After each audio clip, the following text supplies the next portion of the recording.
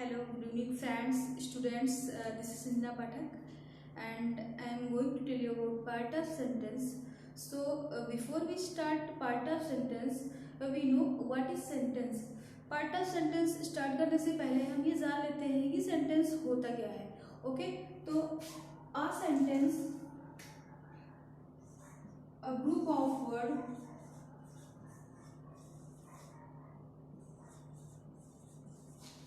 that make a complete sense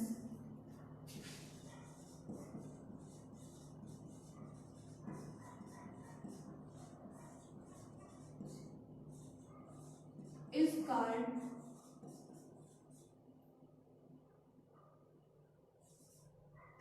sentence. Okay, शब्दों का वह समूह जिसका एक पूर्ण अर्थ निकलता है, जिसका एक पूर्ण भाव प्रकट होता है, उसे हम सेंटेंस कहते हैं. ओके, फॉर एग्जाम्पल में the sun rises in the east. Okay, तो इट इज सेंटेंस. बट अगर हम इसको लिख दें sun rises the east in then also it is group of word but not make a complete sense. Why? Because it is not in a system. ये system में नहीं है. तो जब भी हम शब्दों को सिस्टमेटिक वे में लिखते हैं, सिस्टम से लिखते हैं, सिस्टमेटिक वे में अरेंज करते हैं, तो वो ग्रुप ऑफ वर्ड कहलाता है. सॉरी, तो वो ग्रुप ऑफ वर्ड कहलाता है, वो सेंटेंस कहलाता है. ओके, तो it is definition of sentence. Okay, now we start part of sentence. तो पार्ट ऑफ सेंटेंस में क्या होता है? तो a sentence has two part, one subject and second predicate. Okay, तो हम सब्जेक्ट के बारे में जानेंगे. सब्जेक्ट क्या होता है? What is subject? तो अ सब्जेक्ट मीन्स होता क्या है? पहले सब्जेक्ट मीन्स होता है विषय. ओके, विषय या इसको कर्ता बोलते हैं. और प्रेडिकेट मीन्स होता है विधेय.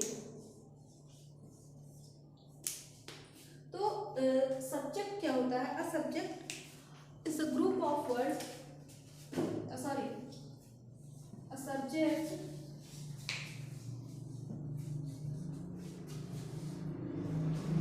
is a person, place, animals or thing that sentence is about.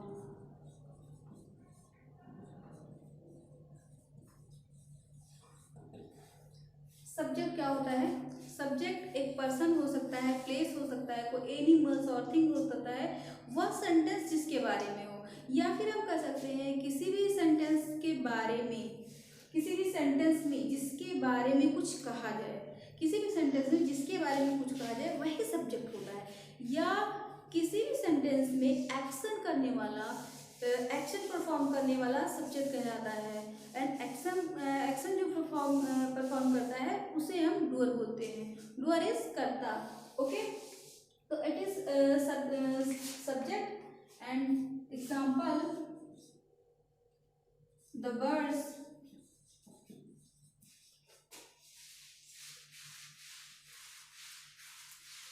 are flying in the sky. Okay, in this sentence the bird is subject. Okay, and are flying in the sky is part of predicate. This predicate. So bird is the subject of the sentence. या हम कह सकते हैं कि bird is the doer of the sentence. क्यों? क्योंकि इस sentence में बर्ड का काम क्या है? बर्ड करती क्या है? तो बर्ड इज फ्लाइंग, फ्लाइंग का काम कर रही है, वो उड़ने का काम कर रही है. तो यहाँ पर किसी भी सेंटेंस में काम करने वाला, एक्शन करने वाला सब्जेक्ट है. ओके, दूसरा हम देखेंगे. दूसरा, Rahul is a doctor. Okay, तो Rahul is subject and is doctor is part of predicate. अब इस सेंटेंस में हम किसी के बारे में बात कर रहे हैं, ओके। हम जिसके बारे में बात कर रहे हैं वो डॉक्टर है, तो Rahul is a doctor, Rahul is the subject of the sentence, okay. तो it is about subject and अब हम आते हैं पार्ट ऑफ सब्जेक्ट पे। सब्जेक्ट के कितने पार्ट होते हैं? सब्जेक्ट के 2 पार्ट्स, पहले हम तो उनको 2 पार्ट्स में करेंगे, qualifier and main word, okay. जो मेन वर्ड होता है उसे हम हेड वर्ड बोलते हैं। अब क्वालिफायर को भी हम 3 पार्ट में करते हैं, डिटर्मिनर,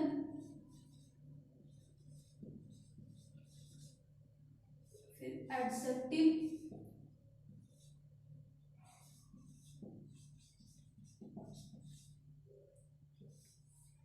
या थर्ड नंबर पे है एडजेक्टिवल फ्रेज, ओके।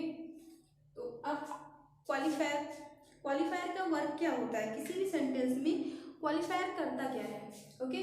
तो qualified the main word, qualifier main word को क्वालिफाई करता है। Qualifier tells about main word that whose main word is, or how main word is, या how many main word is, 3 चीजें बताता है qualifier के बारे में। हम कह सकते हैं, पहले तो इसको कह सकते हैं 3 चीजें, how, whose and how many, ये 3 चीजें क्वालिफायर मेन वर्ड के बारे में बताता है, ओके। तो हाउ में हम करेंगे फ्यू एग्जांपल देखेंगे, फ्यू गर्ल्स डांस्ड, ओके। कुछ लड़कियों ने डांस किया, तो in this sentence the few is qualifier, okay, and girl is main word, dance is part of predicate. Few is qualifier that tells about girl, that how many girl is, sorry how many होगा ये, how many girl is, okay, how many girl is, लड़कियां कितनी है, लड़कियां कुछ हैं। जो few है, few क्वालिफायर है ये, और क्वालिफायर ये बता रहा है कि लड़कियां कितनी हैं जो डांस कर रही हैं, जिन लड़कियों ने डांस किया है वो लड़कियां कितनी हैं, तो लड़कियां कुछ हैं, कुछ लड़कियों ने डांस किया, ओके। एंड whose क्या है, तो whose का एग्जांपल देखेंगे हम, my brother is teacher, my is qualifier and brother is main word, is a teacher is part of predicate, okay.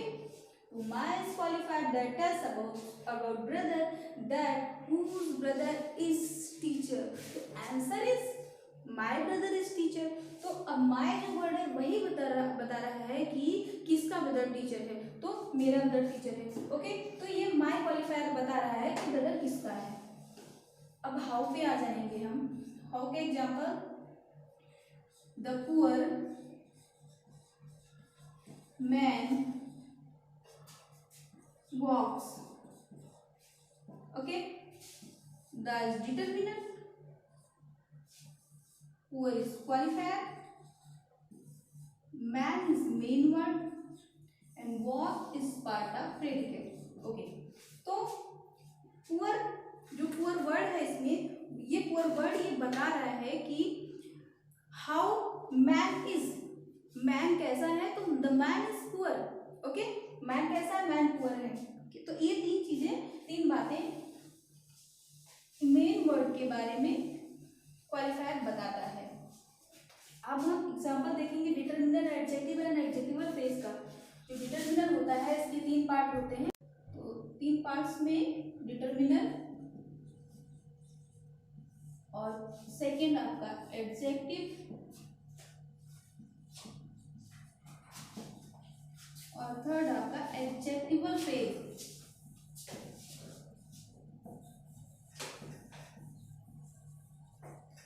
Okay. तो इसका एग्जांपल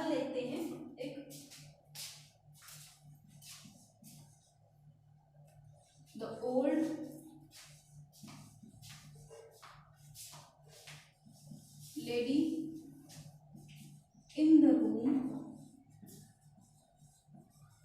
इज वाइज। ओके, तो द डिटर्मिनेंट, डिटर्मिनेंट का क्या काम होता है सेंटेंस में, मेन वर्ब को डिटरमाइन करना। ओके, तो ये डिटर्मिनर हो गया आपका।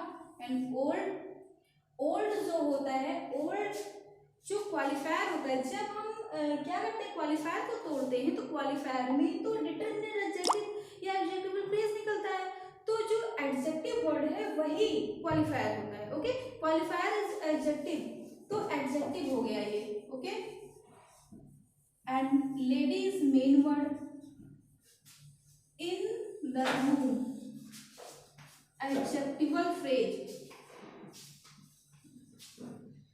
Is wise part of predicate. अब आपको पता है डिटरमिनर क्या होता है और एडजेक्टिव क्या होता है। लेडी जो adjective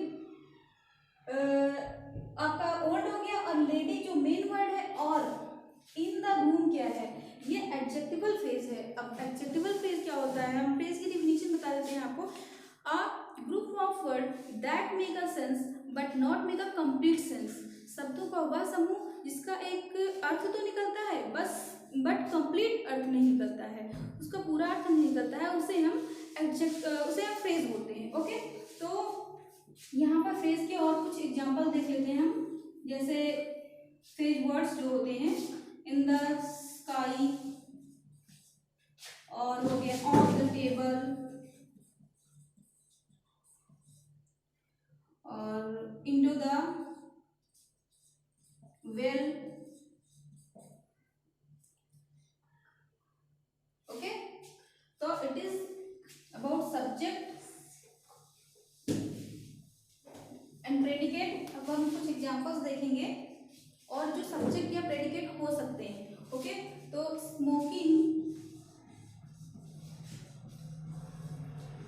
is a bad habit. In this sentence, smoking is subject and is a bad habit is part of predicate. तो subject and predicate। अब स्मोकिंग क्या है, smoking is a verb, but जब भी हम वर्ब में starting में ING form, verb में आईएनजी फॉर्म ऐड करते हैं और उसे हम सेंटेंस के स्टार्टिंग में लिखते हैं, तो उसे नाम दिया जाता है जेरंड। ओके, वो जेरंड कहलाता है। और gerund can be object, subject as well as object also. ये सब्जेक्ट भी हो सकता है, ऑब्जेक्ट भी हो सकता है। ठीक है, दूसरा एग्जांपल देखते हैं। To work hard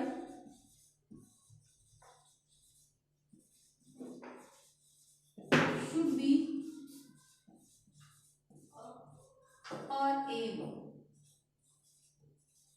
okay, to work hard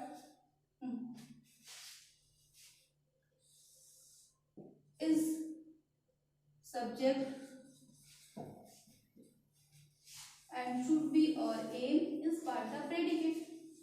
अब वर्क, तो वर्क अब पहले एनजी फॉर्म था, अब वर्क में क्या हो गया, वर्क में हमने टू ऐड कर दिया है। टू लगा के सेंटेंस के स्टार्टिंग में जब भी हम लिखते हैं तो ऐसे सेंटेंस को, ऐसा सेंटेंस ही सब्जेक्ट होता है। To work hard is subject, और इसे हम नाम देते हैं infinitive. Okay, and should be our aim is part of predicate.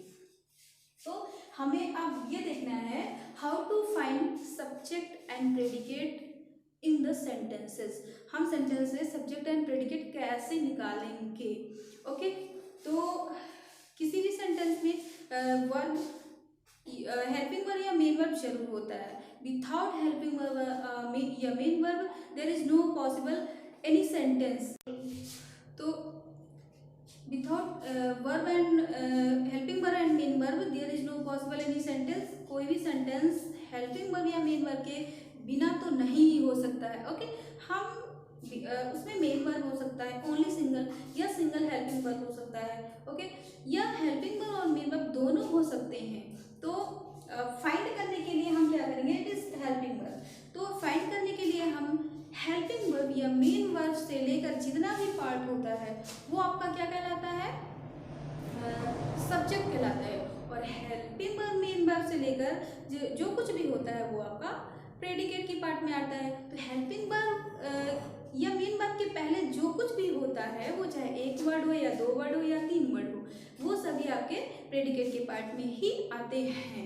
Okay, और ऐसे ही प्रेडिकेट के सब्जेक्ट के पार्ट में आते हैं, और ऐसे ही प्रेडिकेट में भी एक वर्ड, दो वर्ड, तीन वर्ड, डजंट मैटर, वो आपके पार्ट ऑफ प्रेडिकेट में होंगे। ओके, तो ये फाइन, बट इसके लिए भी एक बात है, यहाँ पर एक शर्त है कि जो सेंटेंस, जिन सेंटेंस के लिए ये रूल हम फॉलो करेंगे या ये ट्रिक जान लीजिए, ये कॉन्सेप्ट, दो सेंटेंसेस कैन बी और should be only in passive active voice, not in passive voice.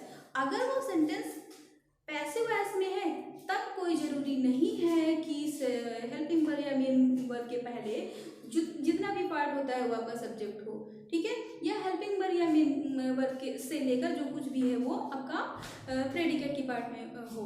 ये पैसिव वॉइस में हो भी सकता है और नहीं भी हो सकता है, इसके लिए आपको एक्टिव पैसिव भी पढ़ना पड़ेगा अच्छे से। ओके, तो this is a part of sentence part 1 about subject and it's part, and the next is part of sentence part 2 about predicate. So thank you for watching.